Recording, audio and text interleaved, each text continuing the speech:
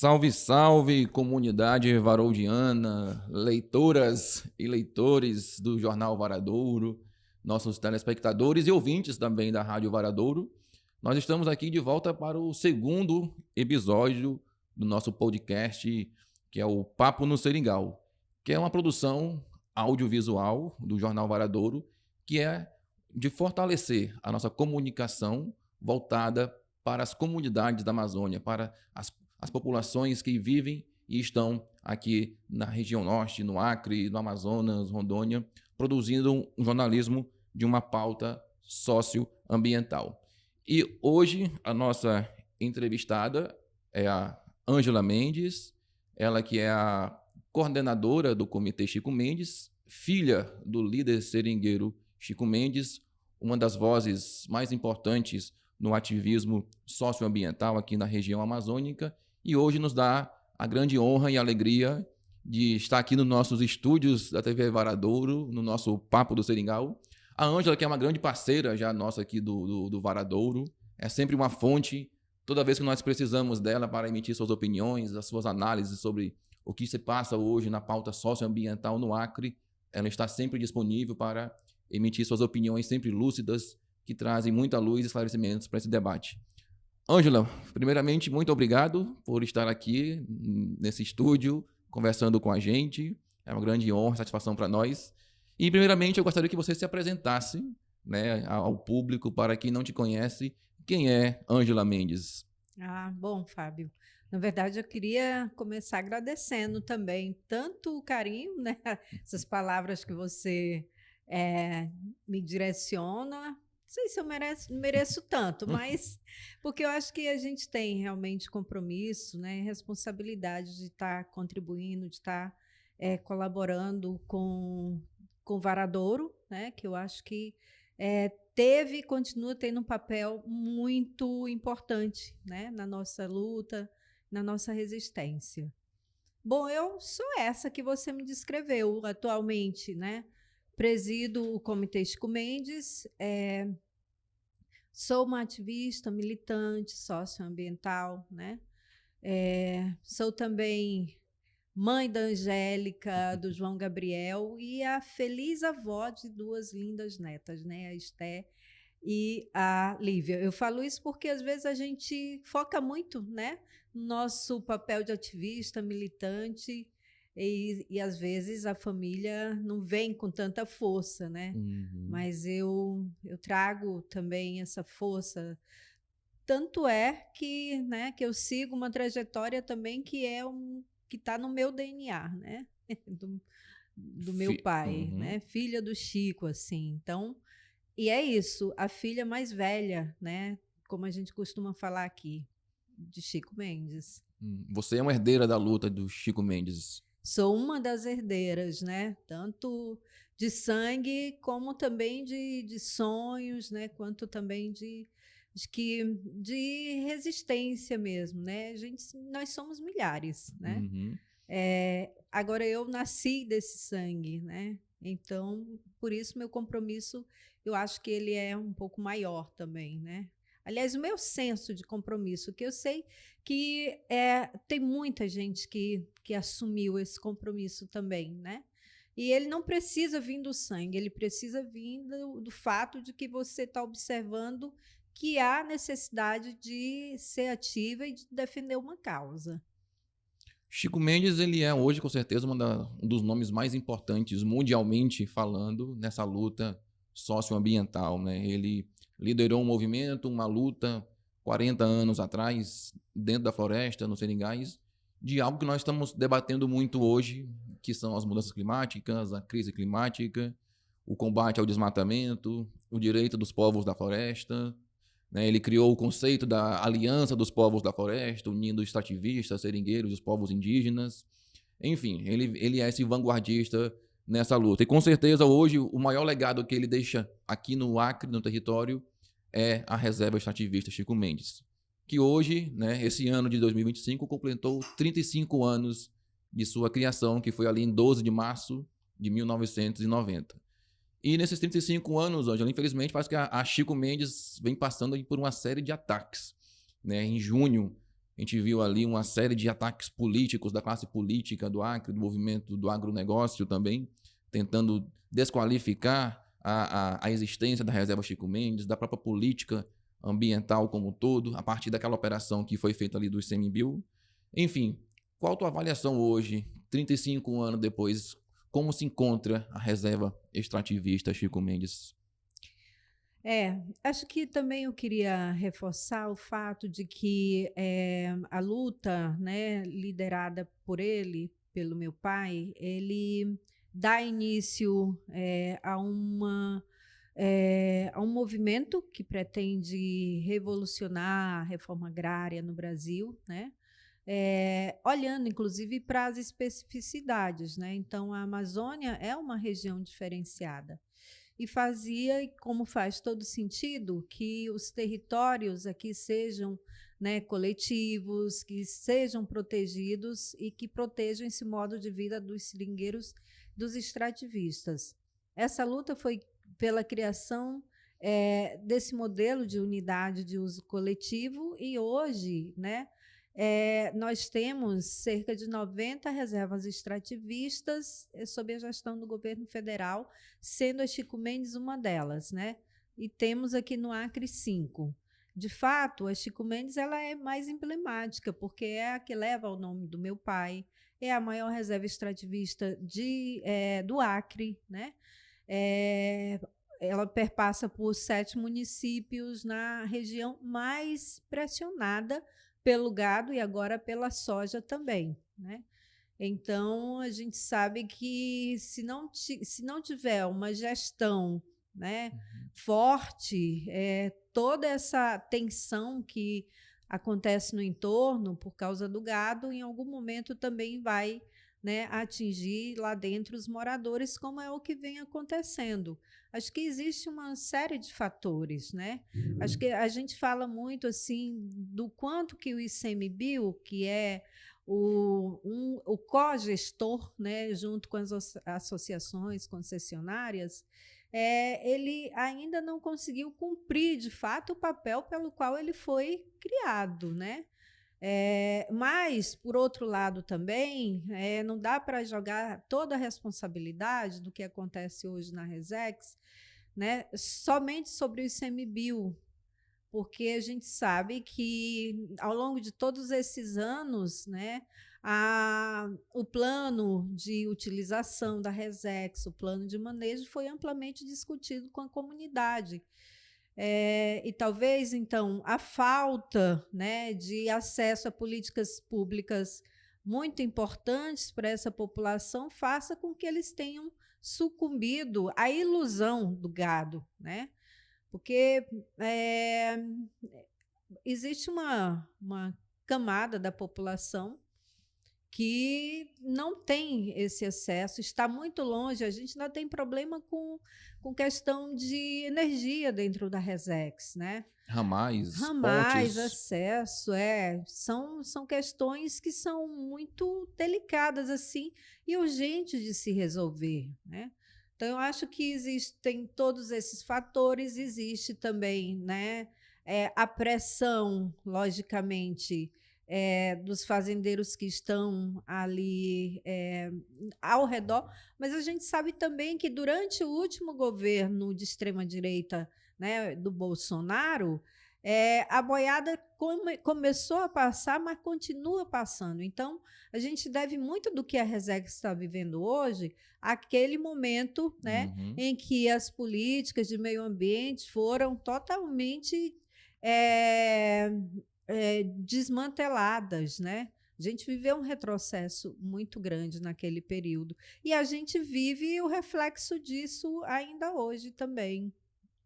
Eu acho que o grande desafio hoje da reserva Chico Mendes, e não só da reserva Chico Mendes, mas de todas as reservas extrativistas e da economia, chama-se de sociobiodiversidade, é garantir ali mercado e valor a esses produtos da floresta, para que as pessoas que estão ali na floresta possam viver, né, da borracha, da castanha, das sementes. Como é que você avalia essa situação? Você acha que essa é uma questão só dos governos ou também o mercado precisa entrar para se garantir o mínimo de valor e mercado para esses produtos, para que ele possa competir, ou pelo menos estar ali em pé de igualdade com o boi, com a pecuária, enfim, qual a tua avaliação sobre isso? Eu acho que assim, é papel não só do governo, é papel não só do mercado, é papel também das agências bancárias, né, que financiam muito bem a pecuária, mas não tem uma linha de financiamento, né, forte para a produção extrativista. Eu acho que esse é um combo. Mas eu acredito muito, sim, na Amazônia, como esse grande polo também de produção, só que de uma produção diferente. A gente não vai esperar que as populações daqui da Amazônia, das reservas extrativistas, elas vão produzir em larga escala, porque não é esse o perfil das reservas, né? Então, é uma relação que ela não é só econômica, que essa população tem com esse território. É uma relação que passa pelo respeito, né, por entender principalmente o seu papel nesse lugar.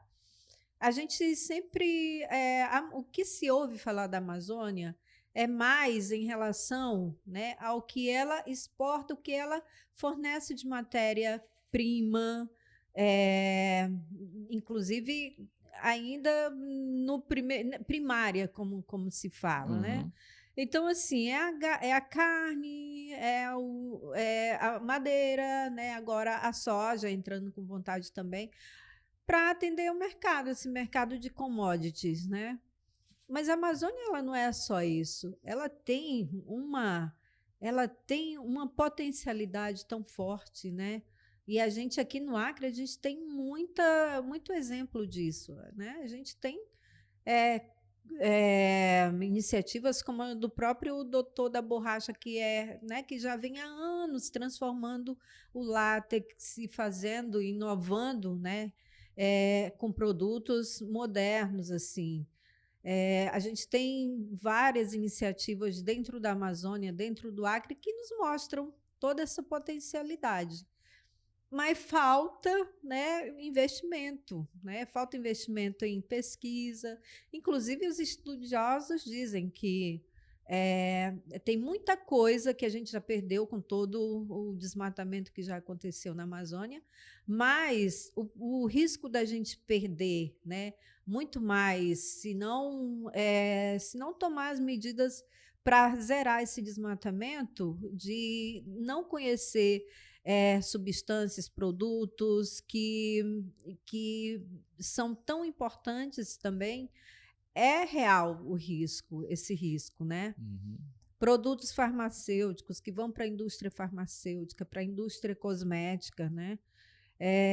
Porque, imagina, uma vez eu estava lá no Cachoeira, andando pela floresta com Nilson Mendes, que você conhece, né? Que é um cientista da floresta também. E em 2 passos que a gente deu dentro da floresta, ele observou 2 plantas com um poder, né, curativo incrível, assim. Um era um anticoncepcional para as mulheres, o outro era um leite que era bom para o estômago, que se usava para escovar os dentes. Agora tu imaginas, né? Isso multiplicado aí pelos milhões de hectares que a gente ainda consegue ter na Amazônia. Isso é incrível. 35 anos depois, qual o perfil hoje que a gente tem das pessoas que estão morando dentro da reserva extrativista? Elas ainda são aquelas pessoas que acompanharam os empates, os movimentos seringais ali? Qual é o perfil dessa pessoa? Ou ele está mais descrente, por isso que ele está ali investindo mais no gadozinho, enfim, como é que você avalia hoje? Hoje também nós temos outro problema, que é a chegada de novos moradores, né, que estão comprando terras ali dentro da reserva Chico Mendes, esse comércio de terra. Como é que vai ficar agora essa situação? Eu penso que ainda temos muitos companheiros ainda de luta do meu pai lá, que traz muito essa memória, né, da resistência, dos empates. Mas eu penso também que muitos fatores contribuíram para que muita gente de fora entrasse dentro da Resex, né? A gente fala invadir, mas eles, na verdade, eles compraram, Sim, né? não foi uma invasão em si, né? Não foi uma invasão. Se eles compraram, Alguém vendeu. alguém vendeu, né? Uhum. Então, alguém que não estava satisfeito com esse lugar. E qual a razão dessa insatisfação que a gente deve buscar, né? E, logicamente, o que essas pessoas que entraram também, que conhecem, ninguém entrou ali inocente sabendo que tinha que ter um perfil para estar nesse lugar, né? Uhum. Qual a insatisfação, né? A falta dessas políticas públicas que eu falo, porque eu acho que o governo tem um papel fundamental, sabe? As políticas públicas, elas são importantes, né? Para manter ou para dar escolha para as pessoas estarem, né, onde elas melhor encontrarem condições para estar, né? Eu sei que tem muita gente que está na Resex, que quer continuar na Resex, né, mas acha difícil, às vezes, com as condições que tem, né? Eu lamento muito que a gente, depois, né, 35 anos depois, não tenha conseguido chegar a um modelo consolidado, né? Embora a gente saiba da importância que é esse modelo de território de uso coletivo. Você imagina que é um território onde não existe, pelo menos, conflito com graves, né, pela disputa de terra.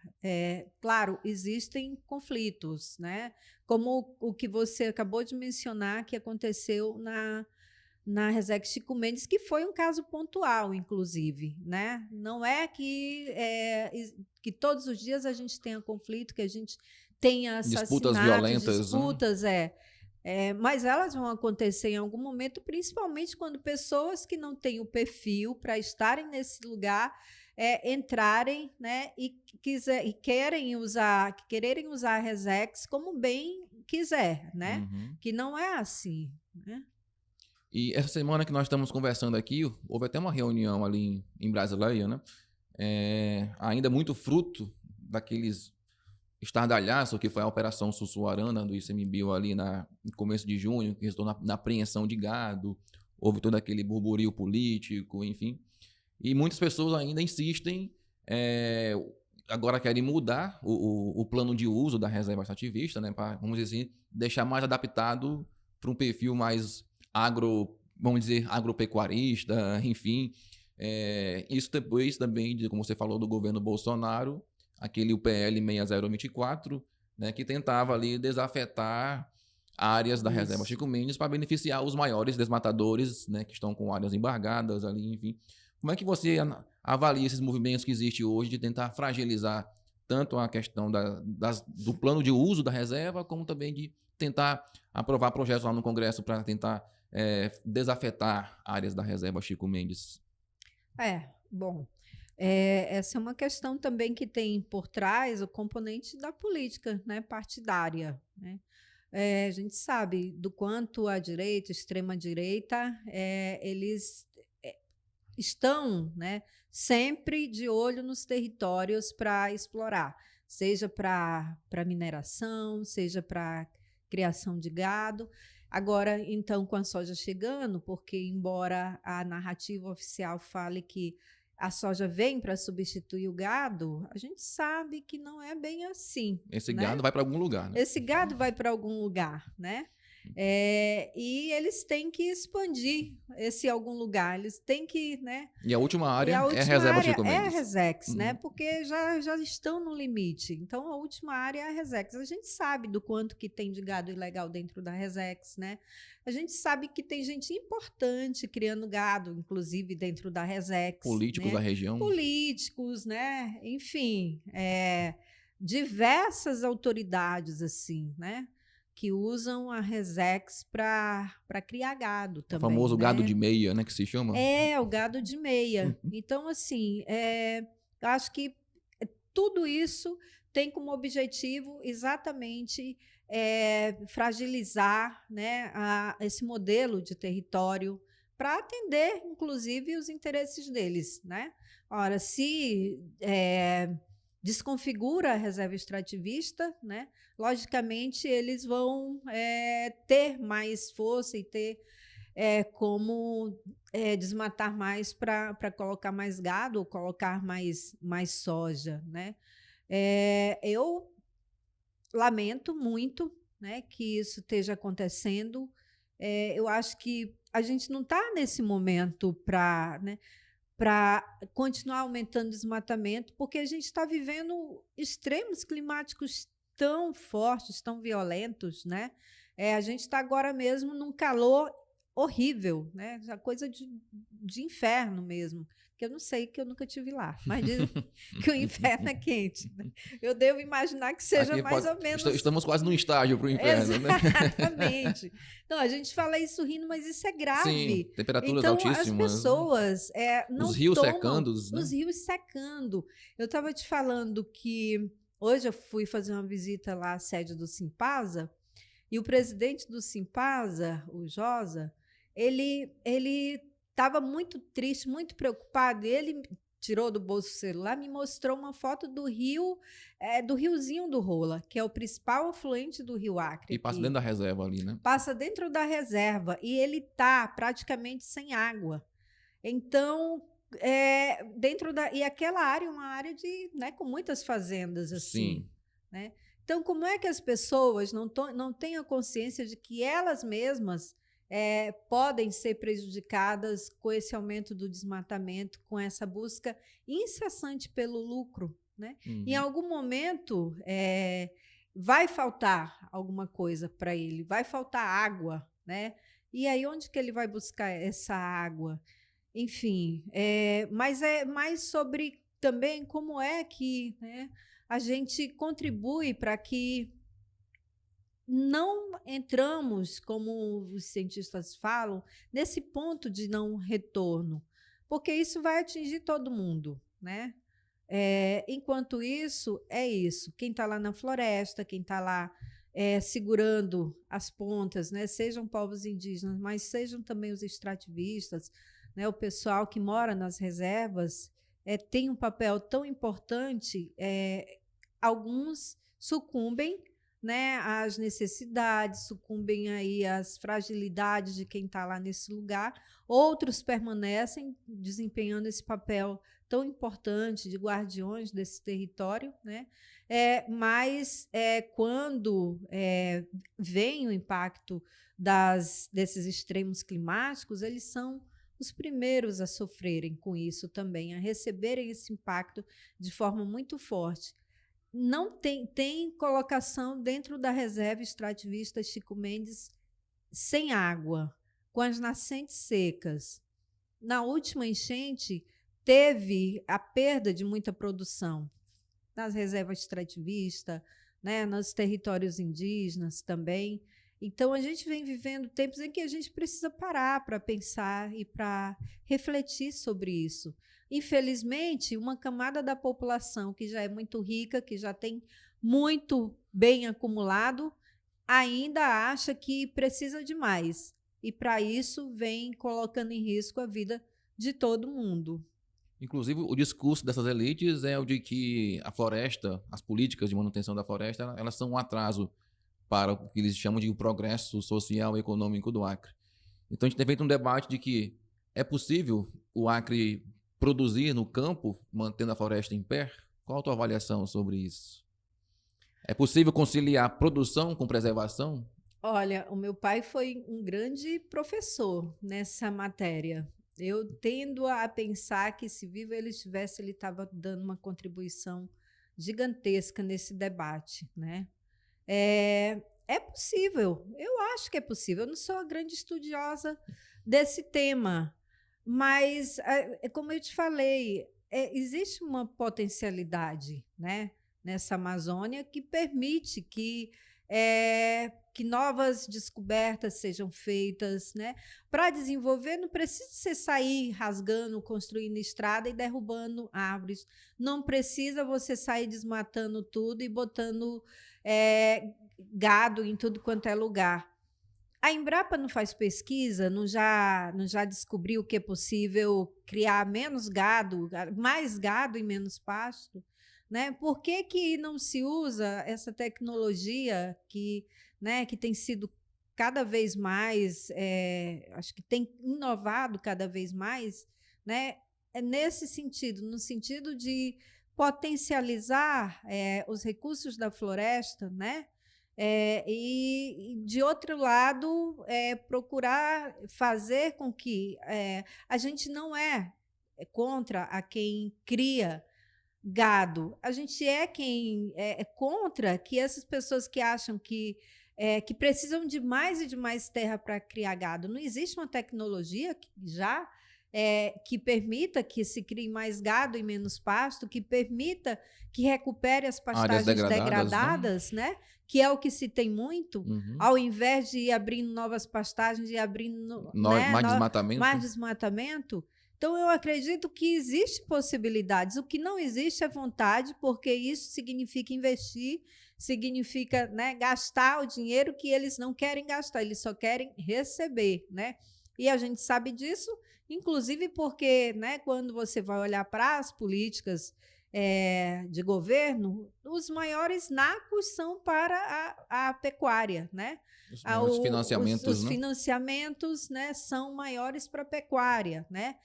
São 400 bilhões para o plano safra da pecuária. A agricultura familiar, que é quem de fato alimenta a população, né, fica com um valor muito ínfimo a isso. Então, a gente percebe isso. Quando se tem a pecuária sempre foi privilegiada, desde sempre aqui na Amazônia, né? Você tem um Banco da Amazônia que prioriza muito Ah, mais a pecuária do que o extrativismo, por exemplo, né? exatamente, né? E para chegar aqui, o gado recebeu todas as benesses, né? Os pecuaristas, Subsídios, né? exatamente, né? Os incentivos fiscais. E tem uma grande empresa que foi criada só para, né, pesquisar sobre isso, que é a Embrapa, que ao longo do tempo, eu acho que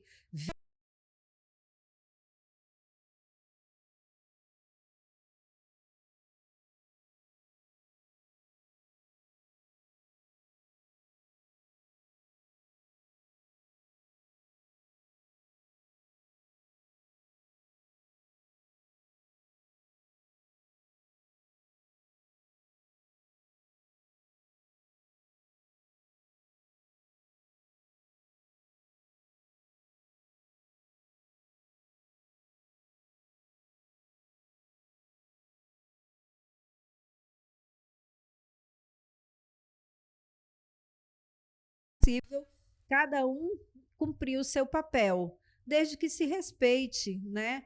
Se respeite a legislação, se respeite os momentos que a gente está vivendo. A gente está vivendo um momento que precisa refletir, né? E precisa equilibrar as coisas. Ângela, hoje nós temos, talvez não seja um problema dentro da Reserva Extrativista Chico Mendes e das demais, que é uma questão intergeracional, né? Nós temos novas gerações aí na faixa dos 35 anos que nasceram justamente quando se criou a reserva, enfim. Uhum. E essa juventude, ela está muito, parece que ainda tem uma parte dessa juventude que ela não quer mais esse modo de vida tradicional, de morar na floresta. Ela já tem acesso a tecnologias, ao celular, à internet, enfim. Então, elas muitos também estão saindo para morar nas cidades, né, estudar, fazer uma faculdade, enfim, e não querem manter aquele modo de vida dos seus pais. Como é que você avalia esse problema das novas gerações da Reserva Chico Mendes?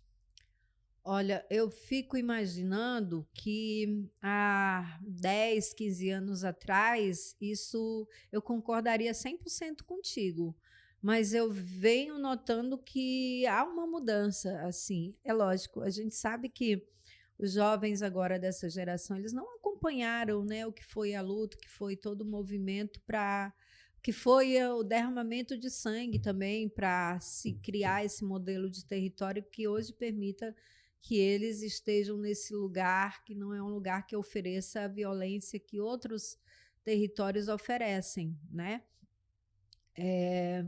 E para eles esse é um modelo né, que sempre existiu. Mas a gente também, através do comitê, a gente vem fazendo um trabalho incansável também, né, de formação, inclusive política sobre esse momento, né, sobre essa história das reservas extrativistas, a história do movimento socioambiental no Acre, né, e na Amazônia também. acho que a gente vem contribuindo através do Comitê Chico Mendes também com essa mudança, essa transformação, né, de pensamento da juventude. Outras coisas também têm ajudado, por exemplo, a internet tem chegado, né, agora nas comunidades, por força mesmo da movimentação e da articulação dos movimentos, do próprio CNS também. A gente sabe que a juventude ela anseia, né, também ter acesso à tecnologia, né, estudar, né? Eu já ouvi muito de jovens dentro da Resex há alguns anos atrás. Ângela, eu queria muito permanecer aqui, mas eu quero muito estudar também. Em outros estados, né, as universidades elas têm aberto a porta e têm incluído populações tradicionais, né, de forma muito assim, né, muito inclusiva. Acho que a gente teria essa possibilidade aqui também, sabe? Eu precisava ter essa possibilidade de ter uma universidade com portas abertas que incluísse, né, que olhasse para a população extrativista, população ribeirinha, né, e que, enfim, que fizesse com que esse jovem permanecesse no seu território ou pensasse um modelo de ensino para que esses jovens não se desconectassem da sua identidade, né? Eu acho que isso é extremamente possível, isso tem acontecido em outros lugares, o Pará, né, tem sido o exemplo disso, o próprio Amazonas também, mas eu acredito muito que esse é um cenário que a gente vem mudando. A gente tem visto muita juventude, e agora sim, muita juventude ativa também, com uma voz, né? E com a atuação, a criação do coletivo Varadouro, né? Demonstra isso, demonstra que a gente tem ainda uma grande parcela mesmo de jovem que aposta nesse lugar. A gente sabe que, como você falou, uma parte deles ainda não, mas a gente imagina que daqui a pouco a gente tem, né, o Varadouro tem conseguido chegar a todos esses jovens que ainda não veem uma perspectiva, que ainda não foi apresentado a ele uma perspectiva, mas ela existe, né? Eu acho que o Varadouro está fazendo um trabalho muito legal. Ângela, por que eu, um morador urbano de uma cidade em Rio Branco ou em Cruzeiro do Sul, deveria me preocupar com a preservação da reserva Chico Mendes? Qual impacto isso vai trazer para mim, na minha vida, no meu cotidiano, em defender a reserva extrativista Chico Mendes? Olha, principalmente para aqui, para nossa região, a reserva extrativista, a Chico Mendes, quando eu falei para você que ela perpassa por 7 municípios, né? Esses municípios, eles também são municípios que são atravessados pelo Rio Acre. Então, a reserva extrativista Chico Mendes, ela protege a maior extensão do Rio Acre. Se acabar a Resex, a gente não dá 5 anos para ela estar toda no chão, para a floresta estar toda no chão. E o Rio Acre secar. E o Rio Acre secar. De vez. De vez. Estamos numa situação crítica vivendo hoje. Com ela em pé, a situação vai estar crítica. Exatamente, com ela em pé, mas a gente sabe que com ela sendo atacada também, né? E a situação tende a se agravar ainda mais. É quase 1 milhão de hectares. Com todo o desmatamento que estão fazendo com ela, a gente ainda tem aí, eu acho que mais de 900 mil hectares em pé, né? Se a gente for ver isso, é uma grande contribuição, né? Para a captura de carbono, né? Enfim, e que eu acho que não só os serviços ecossistêmicos da Resex, né, como parte da Amazônia, vai para além de Rio Branco, vai para além dos municípios que a compõem, né? Acho que ela tem uma grande responsabilidade pelo regime de chuvas, né? A própria questão climática, né? A gente aqui na cidade está morrendo de calor, mas quem está lá dentro da floresta, né, não está sentindo esse calor. Quem está nas bordas da floresta também não está com todo esse calor, né? Mas, enfim, o ser humano não pensa nisso, né? Cada vez mais pensa no lucro, em seus bolsos. Só que é isso, daqui, se a reserva extrativista Chico Mendes acabar, a gente vai entrar num cenário assim caótico, mais do que já estamos, né? Você é otimista em relação ao futuro da reserva Chico Mendes como legado de seu pai? Eu sou. Eu acho que a gente vai dar a volta por cima, eu acho que a gente vai virar, né, esse jogo assim. É, eu acho que na verdade, isso que aconteceu na Resex, ela foi muito boa para fazer um alerta, sabe? Serviu para fazer um alerta, né? Tanto é que você viu que depois disso a Polícia Federal fez uma outra operação lá dentro, né? Os olhos estão, né, com mais cuidado para a Resex. Agora a gente sabe que precisa ter muito ainda, muita presença do Estado. O Estado precisa, né, se fazer presente através das políticas públicas e através dos seus órgãos, seja para coibir, né, os erros, a questão, por exemplo, a gente está com uma questão muito grave que é a presença das facções criminosas lá. Então, isso precisa ser resolvido. Quem vai resolver isso é o Estado, né? A gente precisa resolver a questão da educação dentro da reserva extrativista, né? E quem vai resolver isso é o Estado. E a educação, a gente sabe que a educação é um instrumento poderoso para a transformação da sociedade.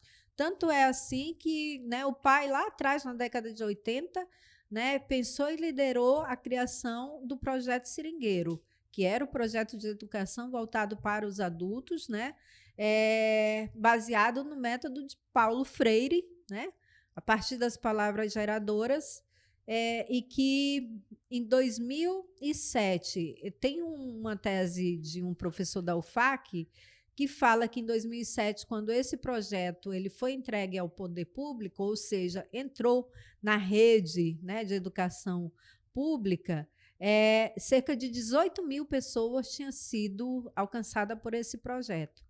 Agora me pergunte como é que esse projeto, como é que está hoje isso? Né? Não está. Inclusive, a gente sabe que a falta de um projeto de educação voltado, né, para a realidade deles tem sido também um fator muito forte, né, para todos esses conflitos, para todo esse caos que a gente vem. Esse processo de desconstrução vivendo. Também, né? Cultural, educacional. Exatamente. Né? De identidade também. De identidade, né? Então, assim, se a gente tem problemas hoje, esse também é um fator, né? Que contribuiu muito para isso. E o agro acabou tomando esse lugar, né? Através das suas narrativas, dos seus discursos, né? Em uma boa parte do Acre, né?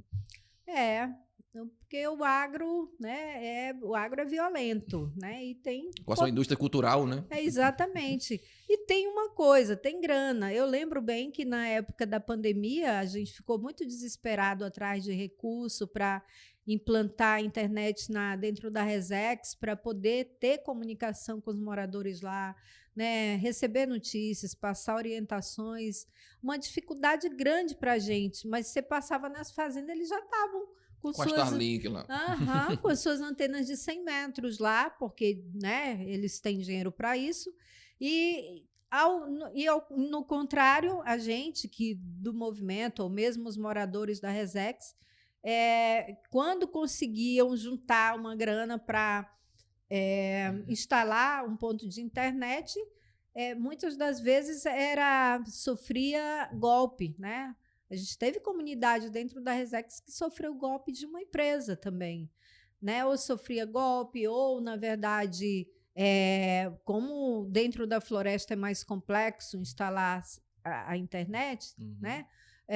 Não conseguia, porque estava dentro da floresta, né? Mas o fazendeiro, ele conseguia, seja porque ele está num outro espaço que é tudo desmatado mesmo, não precisa, né, desmatar mais nada, seja porque ele tinha muito dinheiro para colocar uma internet de ponta, o que facilitou a comunicação deles, e a gente percebeu que, durante a pandemia, o desmatamento aumentou, né?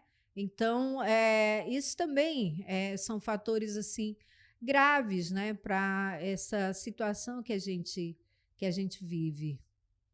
Ângela, muitíssimo obrigado por estar aqui com a gente, esse papo maravilhoso, né, de conhecer mais sobre essa realidade que a gente vem vivendo e também de colocar para um público cada vez maior de pessoas, né, de conhecer, né, que às vezes a gente fica aqui, as pessoas são bombardeadas no Acre com muitas mentiras, com muitas fake news, com muitos processos de desinformação sobre o que é o próprio Chico Mendes, né, sobre a própria história do Chico, sobre a própria história Sim, da política ambiental, a própria história de Marina Silva, que é uma pessoa que também é muito atacada, a sua história aqui no Acre, né? Enfim, então acho que o nosso debate é muito nesse sentido de tentar trazer luz, né? Desmistificar esses discursos de ódio, essa desinformação que eles sempre estão com muita força, como você falou, né? Que eles têm um capital, têm um dinheiro, têm um monopólio. Então acho que aqui a gente vai tentando furar essas bolhas, né? Para mostrar para a sociedade que nós também temos um movimento no Acre e que, sim, a gente pode ter uma floresta em pé, gerando progresso, desenvolvimento, né, para todas as pessoas com qualidade de vida. Porque a floresta, eu falo sempre o seguinte, que sem floresta não tem vida. Sem floresta também não há o próprio agro. Né? Isso é uma coisa muito lógica, porque a floresta ela regula as chuvas. Né? é, E o elemento básico da agricultura, da pecuária é a chuva, é a terra. é a terra, é a Uhum, água, é a né? água. É E quem isso. gera isso tudo é a floresta. Né? Sem floresta não tem água. Exato. Né? É isso, mas assim, queria parabenizar vocês, porque eu acredito muito, eu já falei isso, a comunicação é um meio, né, muito importante da gente fazer as contranarrativas, assim, né? Por muito tempo, o que a gente teve de imprensa, de coisa, era a oficial, né, que replicava a narrativa institucional. Por isso que quando você fala assim, o Chico, né, às vezes nem é tão bem visto aqui, porque vem de um período, né, em que as narrativas aqui oficiais eram justamente essa de que ele atrapalhava o progresso, de que ele era um vagabundo. Mas qual é o contexto disso? Primeiro, que era na época dos empates, né? Eles empataram muitos desmatamentos, né? Acho que existe uma memória, eu sempre falo, tem pessoas que, porque eram funcionários de fazendeiro, porque tinham ali suas 20, 30 cabeças de gado, se achou impactado pela atuação do meu pai, né? E já tem outras que, por conta, inclusive, da questão da construção da BR-364 também, ao qual ele, né, fez que se fizesse um novo acordo, né, que o Brasil respeitasse o acordo inicial para a construção da estrada, ele ficou sendo taxado daquele que realmente atrapalha o progresso. Ele teve uma atuação muito forte, né? E justamente atingindo ou impactando aqueles que até hoje, né, procuram não só falar mal dele, mas continuar com as más práticas ainda da época dele. Acho que ele sempre foi uma pessoa muito conciliadora. O que eu acho, e o que ele também, os amigos falam que ele achava, era isso, que as coisas eram preciso apenas de equilíbrio, era preciso apenas de equilíbrio, né? Então, tanto a Floresta em Pé, ela é essencial, né? E ela é importante, né? E o cara que está lá criando gado, que crie o seu gado de forma que não que não violente mais, né, a floresta, que não violente mais os recursos. Eu acho que assim esse equilíbrio que a gente precisa achar.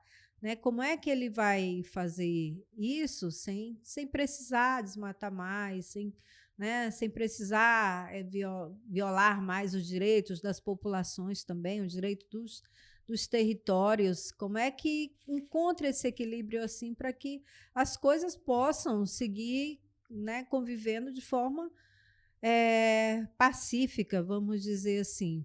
mas que a floresta não pode mais ser desmatada e que a gente precisa fazer um esforço muito grande para se chegar ao desmatamento zero, porque já passou do tempo da gente parar com todo tipo de impacto, né?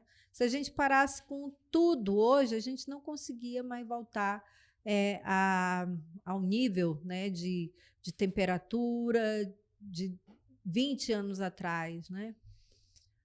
Tem sido esse o grande desafio. Como é que se equilibra as coisas para que a gente não caminhe, não corra de forma mais acelerada para o fim, né? Como diz o Davi Copenauer, né? Para a queda do céu, né? Para se alcançar a queda do céu. Enfim, aí eu te agradeço muito, né, pelo convite e agradeço muito pela existência do Varadouro, porque é ainda a nossa voz, acho que é um canal muito importante para a gente, né, passar a nossa mensagem, construir também aí as nossas narrativas. Obrigado, Ângela. O Varadouro é isso, né? É um jornal da selva. Como você falou, desde o seu começo, lá nos anos 70, ele tinha esse objetivo de dar visibilidade às causas dos povos da floresta. Pessoal, muito obrigado. Até o convite, as portas estão abertas. Ótimo. E volte sempre que quiser. Final do ano sempre tem a Semana Chico Mendes, né? Final do ano tem a Semana Chico Mendes, mas logo ali, setembro, começo de setembro, tem o Festival Jovens do Futuro. Que é no Dia da Amazônia, né? 5 e 6 de setembro. Então, a programação já está nas nossas redes com muitas coisas boas. Tem concurso, tem atração nacional. Uhum. Então, as nossas redes estão lá, falando tudo isso. Comitê Chico Mendes, Instagram. @Comitê Chico Mendes. Ou é Chico Mendes Comitê? Agora tu me pegou. mas vai lá Chico Mendes Comitê. Pronto. É só colocar Comitê Chico Mendes que acha lá. Com certeza. E aí sim, no final do ano, a nossa Semana Chico Mendes também vai estar um arraso. E a gente vai estar na COP30 também, levando, né, a importância do legado que o Chico deixa para a humanidade. Com certeza. Então é isso, pessoal. Muito obrigado. Para mais informações, acesse aí o ovaradouro.com.br e também acesse lá as nossas redes sociais, que é o @Jornal Varadouro, onde tem mais conteúdo em vídeo, em áudio, fotografias para você acompanhar nosso trabalho. É isso, valeu, muito obrigado e até a próxima edição do nosso Papo no Seringal. Valeu.